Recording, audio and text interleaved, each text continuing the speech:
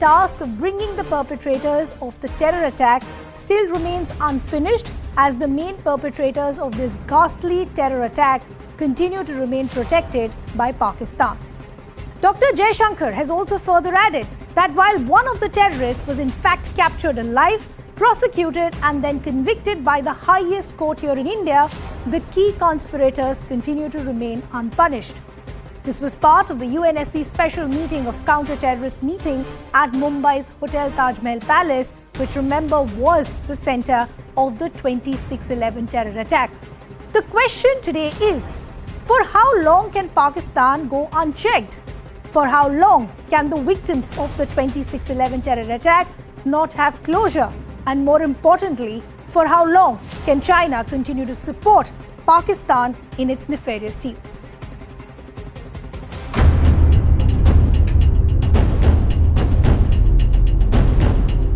We have endeavored to bring the masterminds and the perpetrators of this attack to justice. This task remains unfinished. Therefore, the coming together of the UNSC's Counter-Terrorism Committee to this venue is both special.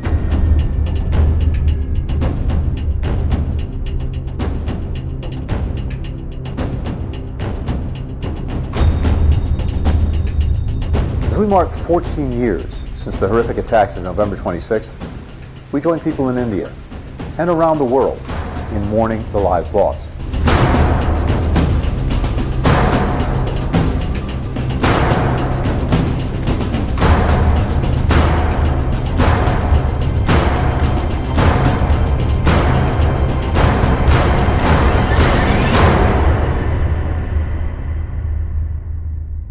So as the External Affairs Minister Dr. Jaishankar today said that 14 years on, getting the victims of the 26/11 terror attack is still an unfinished business. And this is simply because of the protection that these terrorists continue to get from Pakistan.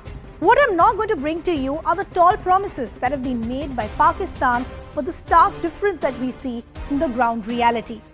One of the first promises that was made by Pakistan was that they will be prosecuting the 26/11 attack perpetrators. But what is the reality? Terrorists from the elite like Hafiz Saeed and Lakhvi have been jailed on terror financing charge in 2020 and 2021 after the FATF's action. But here is the blatant lie that has been peddled by Pakistan. When Hafiz Saeed and Lakhvi, they were not convicted for specific militant attack or the 26/11 terror attack. Another promise that was made by Pakistan, that there will be no anti-India terror activity in Pakistan. But what is the reality? Terror attacks continue in India. Let me give you some examples. 2019 Pulwama, 2013 Srinagar, 2016 Pampore as well as Pathankot. Now these are aided by ISI and the Pak Army. The designation of the 26/11 perpetrators, Sajid Mir as global terrorist by UN with China's help. Another promise that was made was that we will examine the ISI's involvement as far as the 26/11 terror attack is concerned. But the reality is there is no action despite the US confirming the ISI's role.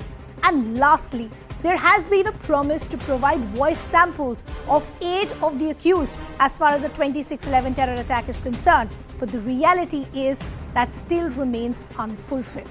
That has been promised, but as I said, there is a big lag in these promises and what the ground reality reflects. But today there's another challenge for India. Considering the fact that we've seen Pakistan now move out of the FATF's grey list, that becomes a new challenge for India. And the reason that I'm saying this is because now there'll be a lack of international pressure, which will actually embolden terror infrastructure as far as Pakistan is concerned. Pak-based terror and propaganda in the valley could intensify. We've already seen some attempts that have been thwarted by our security officials. The challenge now for India is that India is now going to be dependent on foreign bodies to actively monitor Pakistan.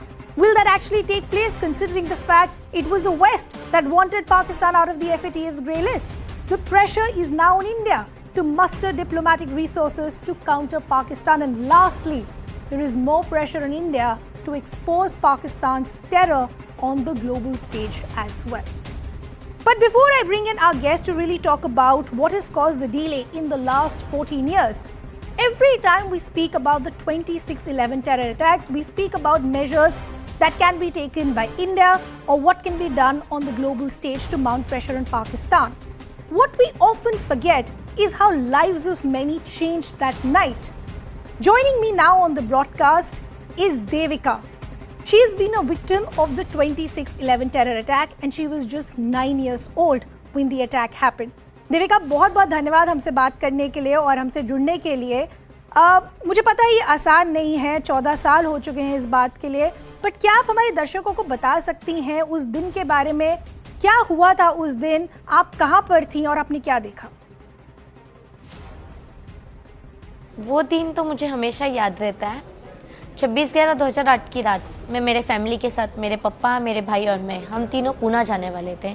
हम CST station पहुँचते, वहाँ बैठते, उतने में एक bomb spot होता है, गोली फायरिंग होने लगती है, लोग भागने लग जाते हैं। मेरे भाई भी अलग डायरेक्शन में भाग चुके होते हैं। मैं और मेरे पापा भागने की कोशिश करते तो कसाब की गोली आके मेरे राइट पैर में लग जाती है। वहाँ लोग गिर रहे थे, किसी को सर पे गोली लग रही है, किसी को हाथ पे, किसी के पैर पे।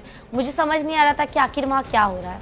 मैं एक शख्स को देखती हूँ जिसके हाथ में बड़ी सी गन है, वो अंधाधुंध गोली फायरिंग कर रहा है। उसकी एक गोली आके मेरे राइट पैर में लग चुकी है।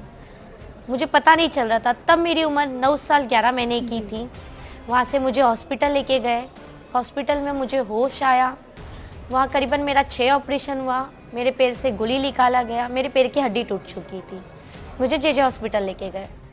जी देविका, जैसे मैंने बोला, ये 14 साल ना आपके लिए ना आपके परिवार के लिए आसान रहे होंगे। आपकी ज़िंदगी कैसे चेंज हो गई है इन 14 सालों में?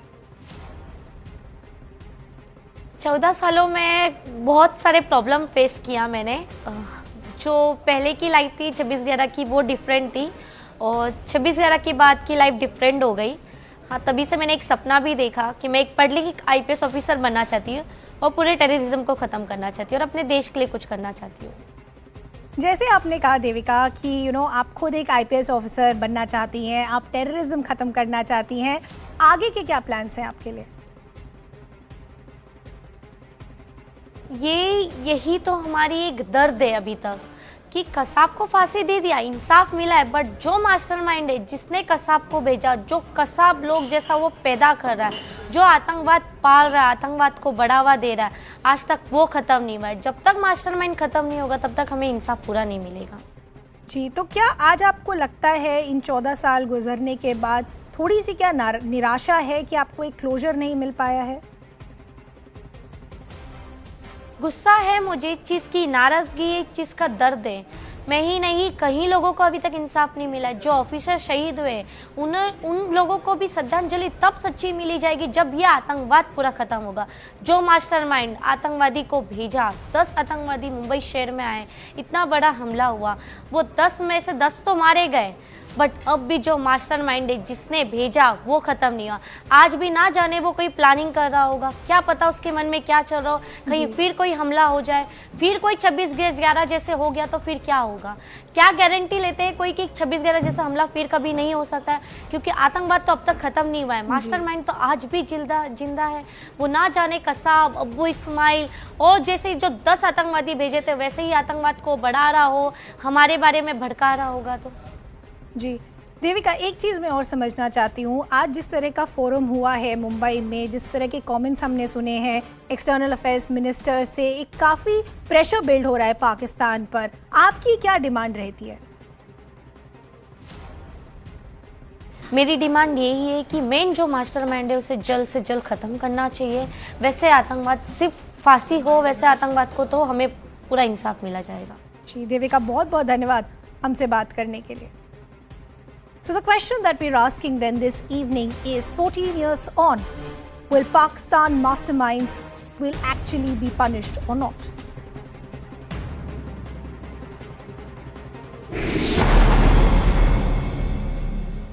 Let me also now bring in our guest to take this conversation forward. We have former Secretary of the MEA, Pinakranjan Chakravarti, We have former DG of Infantry, Lieutenant General retired Sanjay Kulkarni. We also have the Associate Fellow at Manohar Parikar IDSA, Dr. Swasti Rao.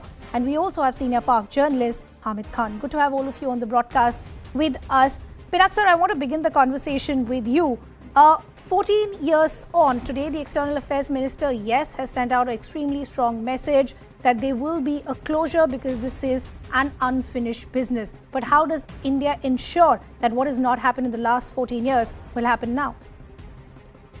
Well, we have a long way to go because geopolitics generally trumps all the efforts that we and the world has put in to get these culprits to book. Problem is that Pakistan, being the breeding ground of terrorists, under the patronage of the state, particularly the army, is the problem, basically. And now, of course, geopolitics has dictated that Pakistan is taken off the FATF list, which means that whenever the pressure is on Pakistan, it somehow manages to wriggle out. I must say, Pakistan has been successful in doing that. But why does it happen? Because Pakistan serves a purpose for those who release the pressure, particularly America and the West, and of course China. China is of course in cahoots with Pakistan, and those who support Pakistan actually support terrorism in some ways. So that is the problem. But we will have to deal with it in our own way. We'll have to use whatever tools that we have, and diplomacy is one. But diplomacy is not perhaps going to get us much results, because when geopolitics comes in the way, Pakistan's usefulness to certain countries like USA surfaces. And that is why you see them off the FATF list. You see the package of weaponry and the support spares, etc., being given to Pakistan. This is basically sending India a message that you are not with us because you are, standing by Russia, and Russia is our enemy. It's the same old, argument that we have heard before. If Trump would have stopped the spares and all this package that the Biden administration is giving to Pakistan, what is the reason for Biden to change that? Yeah. Is it internal politics, or is it something else that I have just stated? True. That is to send a message to India. And I think we will have to fight alone, right? And there's no doubt about it. We'll have to build up our resources, and we have to ensure that Pakistan understands that there will be blowback, and there will be things happening in Pakistan which they will also not like. I think that's the only message that we can send. General Kulkarni, do you agree with the point that Pinak Ranjan Chakrabarti is making, that enough time has been given? If you begin believing every promise that has been made by Pakistan, then in the next 14 years also we'll be discussing something similar. The reason I started the show with the reality check is because it gives us a sense as far as the intent of Pakistan is concerned. If there was intent, we would have already seen it happen 14 years ago. We've been only talking about, probably the world seems to think that terror and all of it has come after 9/11. It isn't so. Pakistan, which is the hub of terrorism, even before independence, even before the 15th of August, when in June the declaration was to be made that India would be divided between Pakistan and India, there was a conference being held at 10 Aurangzeb Lane, where Jinnah was staying, where all the officers of the Pakistan army were to join them, got together as to how they would go about taking Kashmir. And they used all of these techniques. There is no denying the fact. And so much so, when Pakistan gifted Shaksgam Valley to China, Chaman Lai told Ayub Khan the only low-cost way to invest is terrorism into India if you want to take a badla from India. Otherwise, there's no way you can tackle India. And that is where you can well imagine. All of it we talk about is because we have short memories. Pakistan is the hub of terrorism. Pakistan has been using terrorism as an instrument of state policy. The very fact that Pakistan will continue to bleed India with 1,000 cuts, there is no denying the fact. We have to ensure all these new technology. Imagine a total support, China advising Pakistan how it should tackle India, and also political support till date. You have Masood Azhar's brother being depended politically by China, and now you can and we see saw free. that bid You being can blocked see by China just 2 weeks ago. everything. You find Hafiz Saeed, all masterminds, everything. Pakistan will do what it is destined to do, and they will continue to do that. We have to ensure today we have the capacity, we have the capability, we have the political will, and we must target without fail. We must not be worried about. It is our war. We are concerned with terrorism. This is a part of the hybrid warfare which is being launched. We have to be very careful. China wants to see that India remains in a flux in South Asia. We have to ensure that we have to compete. We have to get to that place. Today we have that will. We will do it, and we should do it. We should not hesitate. We are not a soft power. We have all the capabilities to handle it and be wherever it is, be it in Kashmir or be it in the northeast or wherever it decides. True. If we have adversaries which are going to spread terror into India, we must be able to strike back with the same purpose and the same determination and be able to convey irrespective. Do not expect anything from Pakistan. Do not Something expect similar that anything Pinat from Ranjan China coming Chakrabarti our was way. also saying, that you will have to devise a way. You probably will have to get more aggressive. You will have to find new methods to hurt them where it hurts the most. But Hamid Khan, I want to bring you in. For how long can Pakistan continue with the charade of there is no terror activity happening, we're not giving any shelter? Today, Sajid Mir's audio clip was played as far as this forum is concerned. What more evidence is needed? Thank you very much. I mean, I'm very surprised from your government officials when they play, unconfirmed audios while they cannot see the videos of Kulbhushan Jadhav admitting all the terrorism doing in Pakistan, in Balochistan, in infiltration from Iran, and all the innocents which Kulbhushan Jadhav and his companions killed in Pakistan. I would be very happy if you would have called somebody from Pakistan who's been victim of terrorism by RAW and Indian terrorist agencies. And you will be very much surprised at how many operations or how many terrorist activities been done by the Indian RAW, and Kulbhushan Jadhav is one of the prime example of that. You need to understand that it is, if you want to talk about terrorism, then terrorism started from the murder of the Gandhiji, when Gandhi killed Gandhiji, and RSS became the world's first terrorist organization. Why don't you look at your past and understand the reality that this is the RSS who has started the terrorism in the subcontinent? And if you want to tackle the terrorism, there is only one way, and that is to resolve the issue. And the issue of the Kashmir is on the prime list. That the issue, Kashmir issue, should be resolved with the will of the people of Kashmir. 8 million people are hostages. No, by Kashmir the is not your issue to resolve, Indian sir. Army. You tell me about the issue that we're discussing at hand. When I started, I listed out certain promises and the reality on the ground. I want a clear answer. I want a clear answer as far as the action that we saw around Hafiz Saeed and Lakhvi. I want to understand why were they not convicted for the specific militant attacks or for the terror attack of 26/11? Because there is no evidence of them involvement in any Mumbai attacks. They had some other charges. They were behind the bars, but there were no evidence of them involving in the Mumbai attacks. That evidence we don't have. Pakistan's been keep requesting from India. India never provided any evidence. If you want to face the reality, is that India do very good propaganda, but unfortunately India has failed to provide any evidence. And if you talk about Ajmal Kasab and others, if you see the way he speaks, it's pure Indian way. Nobody in Pakistan or Punjab speaks Hindi like that. It is very simple litmus test which you need to do it. Anybody can understand that where is he belong to actually. And I will say that if you want to have a real fight with the terrorism, or if you want to have a real test, then please go into your own cities and centers where RSS goons. Sir, I thought I'll give you an open opportunity and we will have some sort of, mature answer from you. We'll at least have an intent to, solidify the fact that there will be an investigation. But with the kind of answers that I've just heard from you over the last couple of minutes, it's very clear, as I said when I started the show, there is absolutely no intent. Dr. Swasti Rai, I want to bring you in as well. Just look at the kind of answers that we are getting. And this is not just a Pakistan problem today. it is being solidified by the kind of support it is getting from China. My only issue is when we talk about Pakistan and the nexus between Pakistan and China, why do we shy away from naming China on a public platform? Good evening, Pradhima. And well, yes, thank you for inviting. I was just listening to all the points that were being made by our Pakistani guest. And yes, what a disappointment. There is no discussion. It's like we are existing in different universes. They are existing in a universe of denial.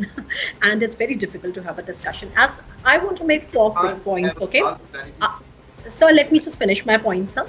I want to make 4 quick points. The first thing is that you have to understand what is this entire FATF working style. And, the panelists, our side, and especially Mr. Chakrabarti, brought out that there are certain geopolitical reasons as to why Pakistan finds itself out of FATF. Let's also understand that FATF is basically the G7 heads of the state and the president of the European Commission and some other countries that have come together to sort of recognize the threat which is posed to the banking system and financial institutions by terror financing, etc. And also let's understand that Pakistan, with the kind of economic emergencies that it was going through, it had become another kind of a problem had they remained in the grey list because of how what kind of a governance actually exists in Pakistan. So that might have a geopolitical equation. That's one. The second thing that we have to keep in mind is that it could be, and it does smack off, a kind of the Western world's balancing or cutting India down to size for having an independent foreign policy when it comes to Ukraine and not really taking the sides that they want to take us. Okay, so this absolutely, is another. It was actually the intentions of the West that wanted the Pakistan out of the FATF list, considering the fact that India kept on demanding that there needs to be a measure to try and monitor the terror activities. Yeah, exactly. And so that's what I'm trying to say. So basically, it is again a reiteration of the fact that we need to develop and design the important conversations for us in our way. Okay, it is a reiteration. The United Nations is not going to help us. And the third thing about China, you see, what do you really expect from a United Nations? What do you expect from, say, for example, a SCO? SCO has the regional anti-terrorist structure, which is called the RATS, which is a permanent body. I mean, what does India get from there? Pakistan is a member there. China is a member there. It helps China to sort of check terrorism in their, so to say, in Xinjiang region, etc. But how does it help India?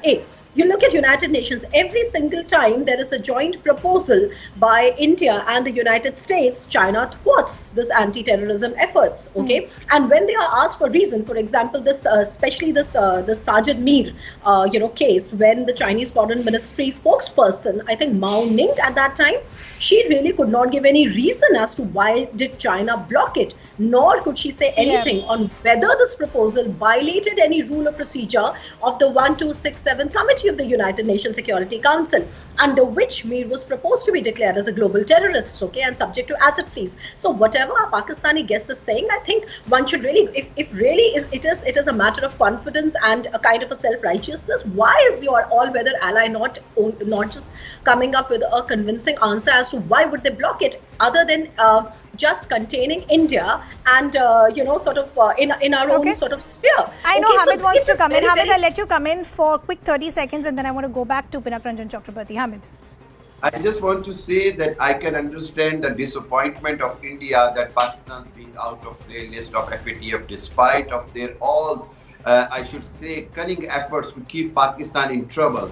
But Pakistan eventually have made their efforts that Pakistan is in white list. I would understand the disappointment, but I am very sad at the same time that once. So the disappointment wasn't for anybody but for Pakistan, with the kind of embarrassment that it got on a global platform and the desperate bids it made to try get itself off the list over the last couple of years. India had no joy or unhappiness with that. That embarrassment was all yours. But Pinak Ranjan Chakrabarti, I want to understand another aspect from you, which is taking on from the conversation that we were having of Pakistan coming out of the FATF's grey list. How challenging does it now become for India going forward? Well, let me first begin by saying that I didn't expect our Pakistani guest to say anything but what he said, because as you know, one of their very, very senior journalists who said something against the army was buried today or yesterday. because he had to flee Pakistan, went to Kenya and was murdered there. Anyway, that's let's keep that aside. True. But to answer your question as to what we need to do, we need to strengthen ourselves. We need to strengthen our economy. We need to strengthen our military capabilities. We need to strengthen our outreach, military outreach capabilities, so that if something like this ever happens again, we should be prepared to take the battle into Pakistan, into Pakistan's heartland, because that is where the battle has to be fought ultimately, because that is where the terrorists are hiding. And Pakistan has been clever in trying to sort of, somehow convicting all these fellows on financial crimes, etc. First putting them under house arrest, and then allowing them a fairly comfortable life in a special safe house, etc. There has even been instances where this Lucknow fellow has fathered a child from his wife, so that you can imagine that life was quite normal and comfortable for these people. I understand that Pakistan's army cannot do anything more. They cannot catch these guys. After all, these are their people. Yeah. These are the people they have put up, they have trained, they have created all these Jaishes and Lashkars and all these, whatever names they have. So how can you, if I create somebody who with is what working face for will you me, actually put out proof against them? How do I put them away? True. Lieutenant General Kulkarni, we touched upon this a short while ago. I want to talk to you about the nexus as far as Pakistan and China is concerned. On one hand, you have a Pakistan living in denial, and you have a Pakistan which has no intent to try and improve relations with India as far as terrorism is concerned. On the other hand, you already have a very aggressive dragon on the line of actual control. We've seen these multiple rounds of corps commander levels, areas like Gogra and Hot Spring that still continue to be an issue for India. And then you have China supporting Pakistan, trying to block bids as far as these designated terrorists are concerned. Is it today fair to say it is only India's fight today and nobody else's? I would say yes, to a large extent. It's our battle and we have to fight our battle. There is no denying the fact. Pakistan is not just in a denial mode. Pakistan will continue to do what it is doing because that is what allows it to do and survive. Because the Pakistan army has a $20 billion turnover every year. It doesn't even spend $10 billion, which it borrows, begs from the world over. You have political support to them coming from China. What kind of regimes? It's a one man. Even today, Americans, hypocrisy at the highest level. You can call it a very dangerous nation and be giving it all kinds of armed support, money to whatever way it desires. China gives its political support. China gives its money. So Pakistan is surviving. Pakistan society has been totally radicalized after Ziaul Haq. There is no denying the fact. So there is a complete hatred for India. There is no denying the fact. There is complete ensurement and to wave the way. That is why the need is for collaboration with organizations like the Financial Action Task Force, international cooperation to ensure, because technology also is being used, whether it be cyber, whether it's your cryptocurrency, whether it's your internet or social media, all kinds of relatives across and both sides of the country. So Pakistan is being used, and Pakistan prefers to being used because the kind of economic situation that Pakistan is in, yeah, of it is course. so much better With a than crippling Pakistan economy, what else can you do but take all the support that you're already getting? But to wrap this discussion, Dr. Swasti Rao, I want to understand what should be the way forward. As we said, Pakistan is already out of the FATA list. So how does India continue to maintain pressure? The forum that we saw in Mumbai, forums like these, how important do they become then? Because even though they might not have a direct impact, but at least you keep the pressure on by having these conversations. Yeah, right, Ridhima. Just two quick points I'd like to make. First is about the nature of what is happening in Pakistan. Let's also remember as to why suddenly is Pakistan getting all the attention that it is getting from the US. Let's also sort of revise that during the Imran Khan years there was this clear disjunct between US and Pakistan, and he was clearly more pro Saudi Arabia, etc.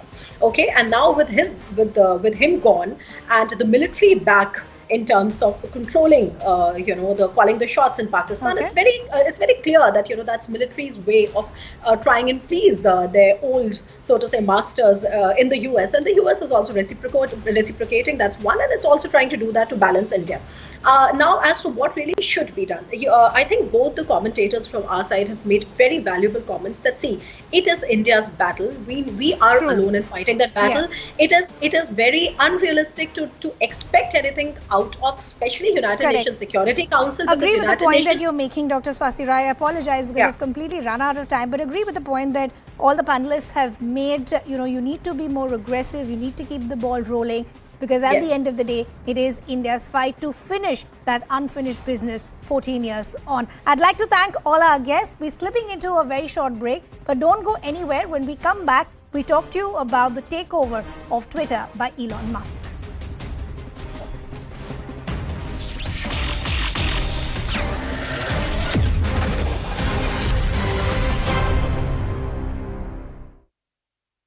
wonders, as you call it, for Pandit Nehru. But if you can once again briefly summarize why you are calling it a historic blunder as far as his role in the Jammu and Kashmir problem is concerned. Whatever I have stated through the article is to put the record straight and put it before the nation, because as an Indian, it is my duty, as the duty of any other Indian, to recognize and realize the mistakes which were committed by Nehruji. Now, this is a fact which I have not discovered. It is a fact which is there in the record, and the documents which I have quoted is from the parliament proceedings and what Nehru had stated in the Constituent Assembly and other materials and documents which are part of the history. I cannot change the history, and nobody can change the history. Fact is fact. Now, for over last 75 years, the impression and the narrative being created is that Maharaja Ranjit Singh had acceded to join Indian Union only after it was attacked by the Kavilia, the Pakistani forces. When they attacked Jammu and Kashmir, then only Maharaja decided to join with the Indian Union, which is not correct, because Nehru himself has stated that Maharaja had approached to join Indian Union much before 15 August 1947.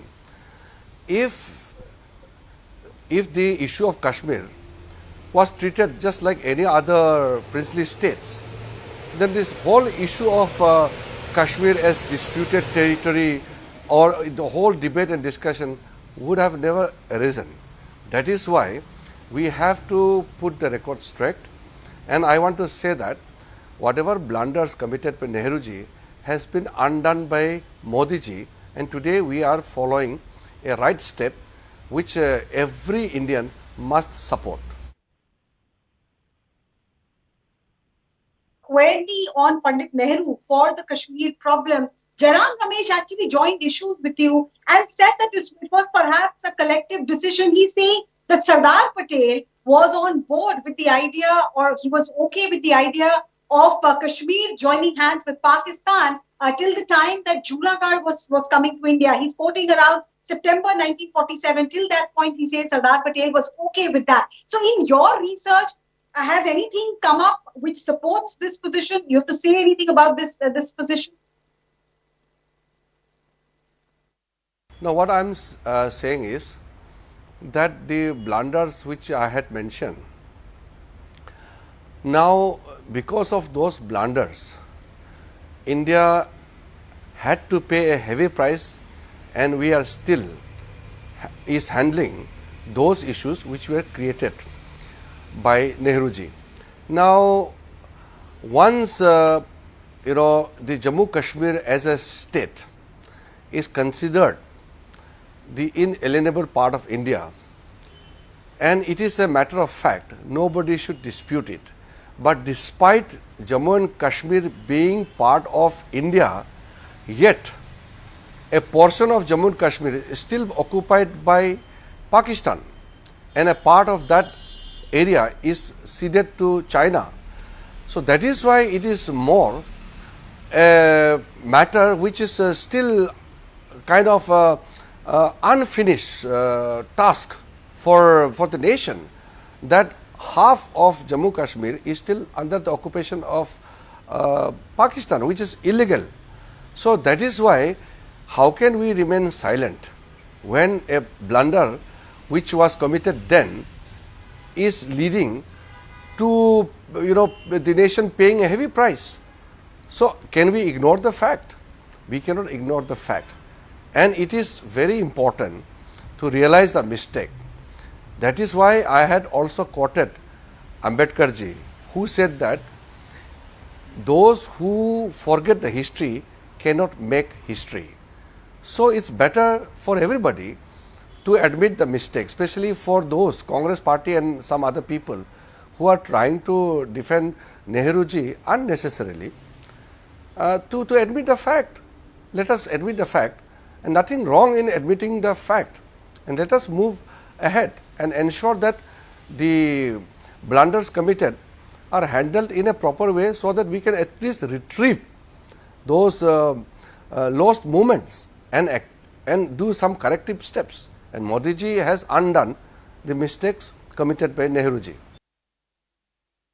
Right. Modi ji, you're saying has taken steps, and then just to give you a background about how this entire debate between Jairam Ramesh and the Union Law Minister Kiran Rijiju began. Just to give you a background before I ask my next question, it was during an election rally in Gujarat that Prime Minister Modi, without taking any names, suggested that if Sardar Patel had perhaps handled the Kashmir issue like he handled Junagadh and Hyderabad, the result could have been different, to which Jairam Ramesh tweeted, and that was the reference which I made to the Law Minister right now.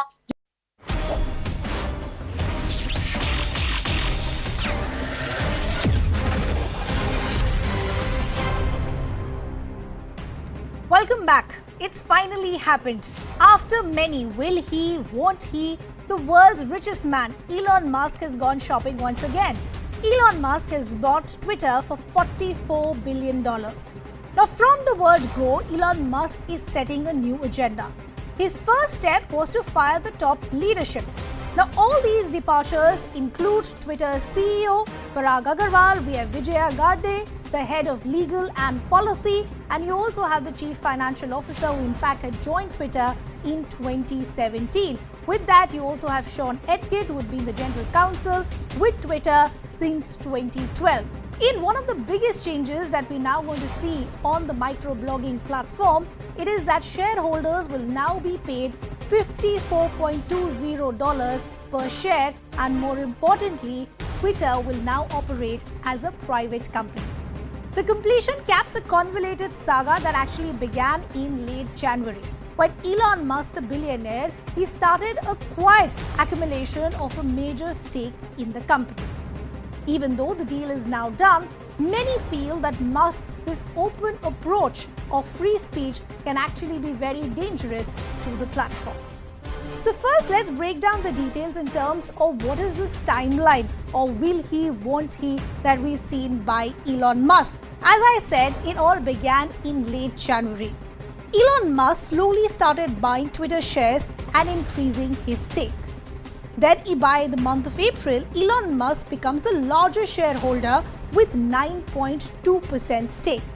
Again in the month of April, Twitter CEO Parag Agarwal announces that Elon Musk will be joining the board. But here is when it actually started to get very interesting. On the 9th of April, you had Elon Musk rejecting Twitter's offer to join the board. A long statement was then put out by the CEO of Twitter, Parag Agarwal, saying that things have not been able to solidify between both the parties. On the 21st of April, Elon Musk reveals that he has secured $46.5 billion as far as funding is concerned. On the 10th of May, Elon Musk suggests a ban on ex-US President Donald Trump possibly could be lifted. On the 13th of May, Elon Musk puts the deal on hold after seeking detail of fake accounts. This is where the problems began between him and the top leadership, because he feels that there was wrong numbers of bots that were given to him by the top leadership, and possibly that's why we've seen them being fired on day one itself. On the 8th of July, Elon Musk drops the deal, cites misleading details on fake accounts, exactly as I was pointing out. On the 12th of July, Twitter gets ready to see Elon Musk for backing out of the deal. At that time, it was looking like this is going to be a long-drawn legal battle.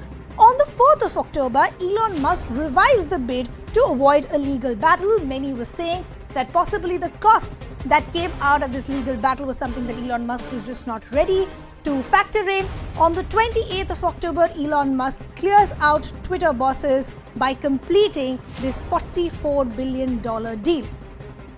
But now the big question is, now that the deal is done, what will this mean for the platform and what will this mean for users like me and you? Let's break down some of those details.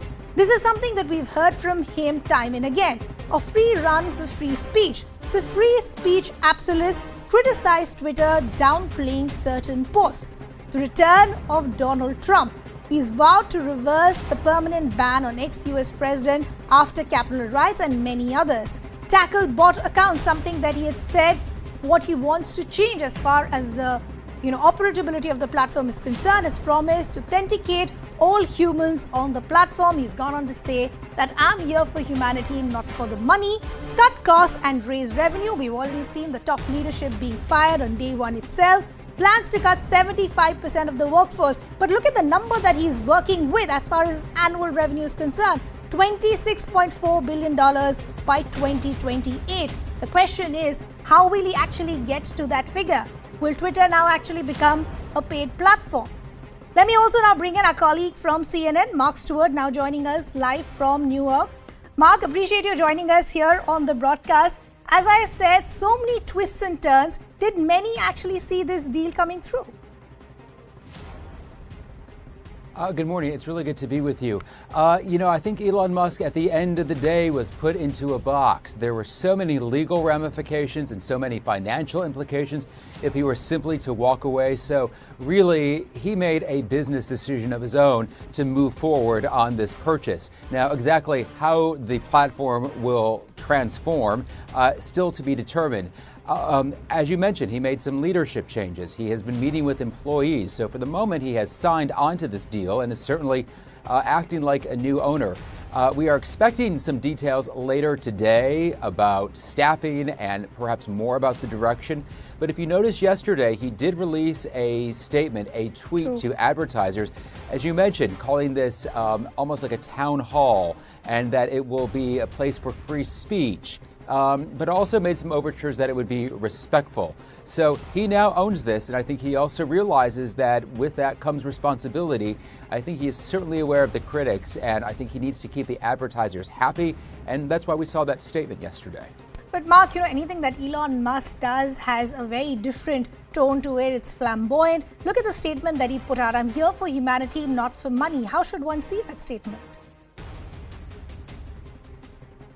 Well, I think that he knows that there needs to be this balance between capitalism and then a respect for, let's just say, good behavior. I mean, as we have seen over the years, Twitter unfortunately has become this place where anyone can say anything, and at times very harmful and very hurtful comments are made, which is certainly detrimental to humanity. So he is going to have to reconcile those two principles. It's interesting, he has been leaning in a lot to Jack Dorsey, the former founder of Twitter. He's been asking for advice. This is not to say he's going to bring Dorsey on, but I think he certainly, as a business person, knows the value of talking to others, especially those with institutional knowledge. So perhaps that will be part of that balance you mentioned. What I'm essentially trying to understand is, look at the first move or the first step that he's taken. He's fired the top leadership. How do you see this? Is it just cleaning house, par for course, or do you see this as a big blunder in making? Well, it's not unusual when That's there's true. new ownership of a company to bring in new blood, new players. That happens in professional sports all the time. Let's just talk about football. If there is a shift in management of a team, we see new coaches, often new players. So this really is no different. But if there is going to be a fundamental shift in the way that Twitter approaches these issues of free speech, if you will, that may be different than what the previous C-suite had seen, well, then Musk really may have no choice but to ask those people to leave and bring in people who may be able to facilitate his vision without any objection or roadblocks. But you know what many are now wondering is, what will this now mean for people like me and you to use Twitter? Will it now become a paid platform? What are you hearing on those lines? I mean, I think that Twitter is certainly, there is room for evolution. I mean, one thing that we have heard Musk talk about, in addition to being a place for conversations, almost being a global sounding board, if you will, I mean, I think he realizes that this is a valuable platform for other reasons as well. I mean, I wouldn't be surprised if we see a shift from Twitter to perhaps into things such as messaging and maybe even e-commerce. I mean, I think he talked about something calling Twitter X, making it a mega app. So, and what I mean by mega is that it would be an all-in-one app: entertainment, news, messaging, communications, perhaps even bill payment. I'm just throwing that out there to say that the expanse and the potential is very wide. And as far as the paid, platform, that idea goes, you already have Twitter Blue, but it's only restricted in a few countries, so possibly that is being extended. But lastly, Mark, I also want to understand this deal going through. What has the impact been on Twitter and its shares? Well, I think the one thing which is really interesting in all of this that may not be getting a lot of attention is that essentially a public let me say this again. I think the one thing that's happening that is not getting a lot of attention is that a public company is going to go private. True. So perhaps some of the accountabilities and checks that investors had in the past are going to be gone. But on the other hand, if you're Elon Musk, you don't have to worry about this accountability. You don't have to answer to shareholders. But yesterday on the final day of trading, I believe, the stock I think was pretty strong throughout the day. Okay, Mark, we leave the conversation there. Appreciate you joining us on this broadcast. I believe we're also now getting some piece of breaking developments coming. We're now understanding the Government of India has amended the IT intermediary guidelines and digital media ethics rules. Amended rules make it now mandatory for intermediaries like Twitter, Facebook, YouTube and Instagram to comply with the Constitution of India provisions and India's sovereign laws as well. Let me bring in my colleague Maria Shakil as well. Maria, what does this mean for intermediaries? Yes, so this is coming in the backdrop of the changes that have taken place at Twitter, with Elon Musk taking charge of Twitter. And, he has advocated free speech, but free speech in the context that there should not be any kind of cartels that have functioned in the past operate. Now, what the government has said is that they have issued certain clear guidelines. They have said it clearly that the intermediary shall prominently publish on website, mobile-based application of both, as the case may be, the rules and regulations, privacy policy, and user agreement in English or any other language. And they have made it clear and compulsory for them to follow the rule of the land, particularly pornographic material which has to do with children. The child pornography, which is very, high as far as the content is concerned.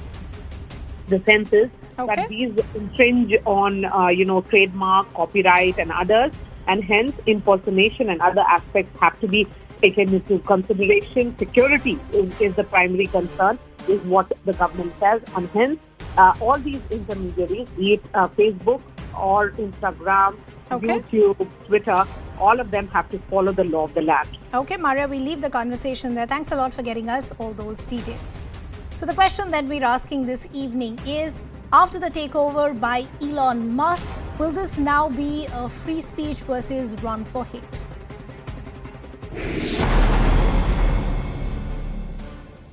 Let me also now bring in our guest to take this conversation forward. We have the MD of Wedbush and tech analyst at Wall Street, Dan Ives. We also have cybersecurity expert Jiten Jain. Good to have both of you on the broadcast with us. Dan, let me begin the conversation with you. As I was discussing earlier as well, anything that Elon Musk does is flamboyant, it's big, it's different, it's there to make a mark. But one thing that I've been wondering all through the day, even at a time when we were having so many twists and turns, how come we didn't see a second bidder? Oh, because 44 billion is probably overpaying by 20 billion for the platform. So there was no bidder within miles. I mean, I think this is going to go down as potentially one of the most overpriced M&A deals in tech in the last 30, 40 years, along with AOL, Time Warner. That's why. Remember, and for Musk, richest person in the world, he could do this. But for him, the easy part was buying Twitter. The hard part's going to be fixing it. Okay. Jitin, I want to understand, as I said, so many twists and turns. Did we actually think that we'll see a day like this? And do you think that this will have a long-term value? Well, first up, from a value perspective. Oh, I was asking Jitin, but Jitin? Yes, of course. I think if Twitter is made available, with commercial features like, unlimited video streaming or longer video messages or, edit buttons or, paid verification to the corporates and political entities, especially the political parties who have been using Twitter for, all sort of purposes, right from fixing the election campaigns to public communications to the government seeking feedback on public policies. I think all these features of Twitter can be commercialized and they can be made paid, and which can bring in huge revenue for Elon. Now, important thing here is that, it may appear to be a little overpaid right now, but I think Elon Musk's strategy was to bid for 44, then make them negotiate and bring the price down to, maybe 38 or something. And he has done it with the past in every deal, which is, which is company which has bought that he had brought down the prices during negotiations. But I think this time he was put into a box because of the litigation, and he realized that the amount he will be spending in the litigation next 1 year would not be bigger than the difference what he would if he negotiates the Twitter directly and the value he brings down. So I think he has paid that check of 44 billion, and I realize that if not maybe in 2 years, in 3 years, he will be able to break even the deal, provided the size of user base Twitter has. And the second thing, what he's saying that it will not just be a microblogging platform anymore. Sure. It will be a super app like what you have in WeChat in China, where you can make payments, you can do social networking, you can do messaging, you can do online shopping, e-commerce, transactions. But that's the question, Jitin. Would users then want to use Twitter as that platform? Because there are many other alternatives. Will the authenticity of Twitter be lost? I'll come back to you in just a bit on that. Dan, what I essentially want to understand is, while Elon Musk very clearly has made a run as far as free speech is concerned, and he said, I want to change the game and make it an equal platform for all. But here's the worry as well. Doesn't this also become extremely dangerous as far as misinformation is concerned, especially as far as the narrative of political debates around the world are concerned? I think that's part of the problem here, is that also for Musk, it becomes a lightning rod situation. And the more of a cesspool it becomes, you can't bring advertisers on. That's been the biggest problem with Twitter from a monetization perspective. And for Musk, he walks a tightrope, especially with Tesla in China and other ventures, SpaceX, and just in terms of where he is around the world. That's the worry for investors. I also want to understand, Dan, another aspect from you as far as what the early challenges and what the early tests for Elon Musk could also look like. Many believe that the early test could actually come within days, when you will have Brazil electing its president and American voters go to the polls for as far as midterm elections is concerned. And the reason that I'm saying this is because Twitter has also already gone on to say that it will prohibit misleading claims about voting and the outcome of elections. But all of that was much before the deal went through. Well, that's why the big question in the next few weeks, does he let Kanye on? Does he let Trump back on? These are going to be the questions, because it comes down to 44 billion is a lot to pay just for freedom of speech in a town hall. And especially going into the midterm elections, that's going to be front and center, because the more of a lightning rod it becomes, the less advertisers are going to be on there. And that's the worry, especially as the company goes through just massive hurricane-like headwinds. Jitin, I want to understand another aspect from you, which is got everybody very, very curious, that will Donald Trump make a comeback? We're already seeing a reaction from Donald Trump where he's going to say that Twitter now is in quote-unquote sane hands. Elon Musk has already gone on to say that he will revoke all these lifetime bans, but these bans were awarded for a reason. Is it going to be dangerous? Is that question for me? Jitin, for you. The equity finance. And the last thing Dan, I was just asking Jitin to respond to that. Jitin. Yeah, I think he's going to reverse the ban, because the reason of firing Parag Agarwal and Vijaya Gade within minutes of taking over the Twitter is that he has lost absolute faith in their policies and the way they have been operating Twitter. Musk is an absolute believer of free speech. You take the example of you take the example of Ukraine, where he's putting the bill of almost billions of dollars just to ensure that Ukraine stays online. He's willing to put the same money in Iran. So I think he's going to ensure that Trump comes back. A lot of accusations which have been there, falling on Twitter of left-wing bias, on left-wing extremism also has to be done away with. And he's going to make Twitter a safe space for political conversations without hatred and bullying. And I slightly disagree with Mark when he says that advertisers are going to think twice, because I think if you look at it practically, advertisers will come wherever there are eyeballs.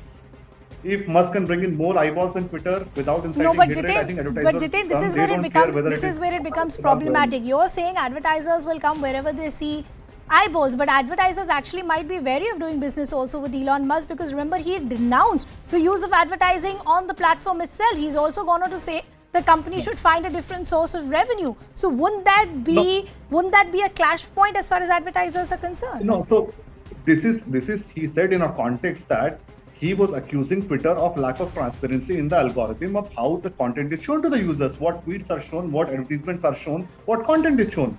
So I think if you look at just last 4 years ago, Tesla was the first company which made the entire AI driving algorithm of cars public. So I think it may not be a surprise if Elon decides to make the entire Twitter algorithm of showing content public and open source. In that context, once he takes away the bots, once he makes the algorithm transparent, I think advertisers will have much more faith when they remove the bots, and they will be happy to pay much more money for the real human eyeballs they will get than the fake ones they've been getting, because I think 30 to 40%, I agree with him, are bots, and there've been multiple studies from different reputed universities that 30 to 40% users on Twitter are either bots or are fake accounts, just run for political campaigns or hatred propaganda. Dan, I want to understand another aspect from you. Sure. Dan, I want to understand another aspect from you. What does this mean for shareholders at large? Because Twitter is not the only acquisition that we've seen by Elon Musk, Tesla, and others as well. This back and forth, the kind of language that we see him use on the social media platform, what does it mean for optics of Elon Musk and for shareholders at large? Well, that's been a big issue in terms of the whole situation's been a black eye for Musk in terms of just the way he's handled Twitter. That's been overhang on Tesla. And I think Musk, part of that cachet, now is really a focus in terms of making sure he ultimately gives the reins to social media experts to turn around Twitter, doesn't try to do it just himself, as he's balancing SpaceX as well as Tesla. Jitin, I also want to understand the other aspect is that how do you make this a profitable model?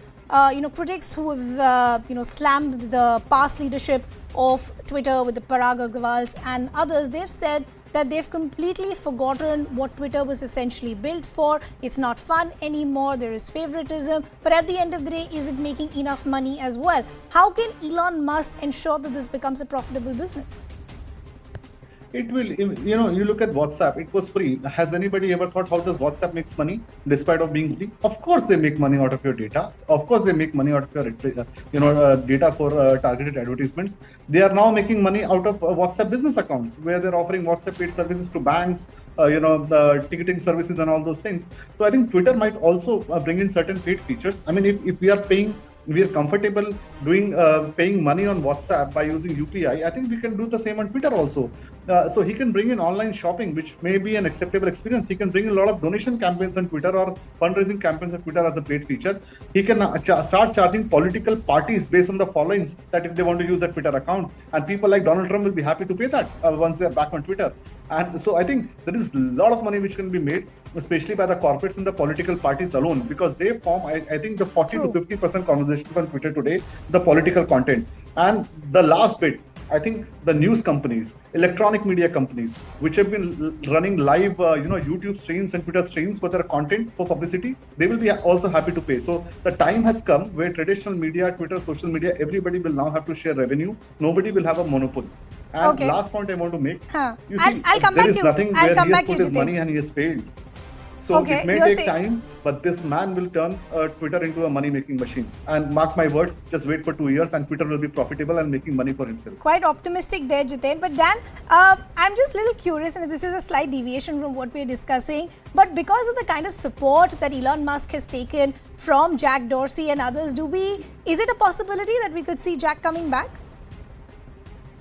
No, I don't see that. I think Dorsey maybe could consult a bit, be sort of the whisper in Musk's ears, but I don't see him coming back. I think obviously he's doing a lot more charitable things. So, but I think he will be involved, and you do need some of that core DNA from Twitter in order to move this forward.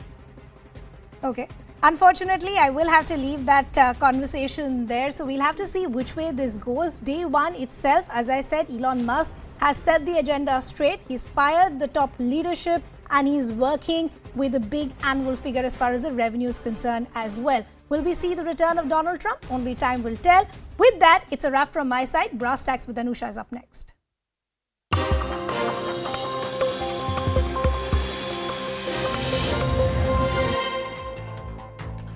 Good evening, hello and welcome to Brass Tacks. I'm Anusha Soni. The Karnataka government has issued a new circular for the survey of all Arabic schools in the state which function under the jurisdiction of the State Education Department. Now, roughly there are about 203 aided and unaided schools and pre-university colleges in the state that teach the language of Arabic. All these schools are under the scanner of the government. Now, this move comes after it dawned on the state government that the survey of madrasas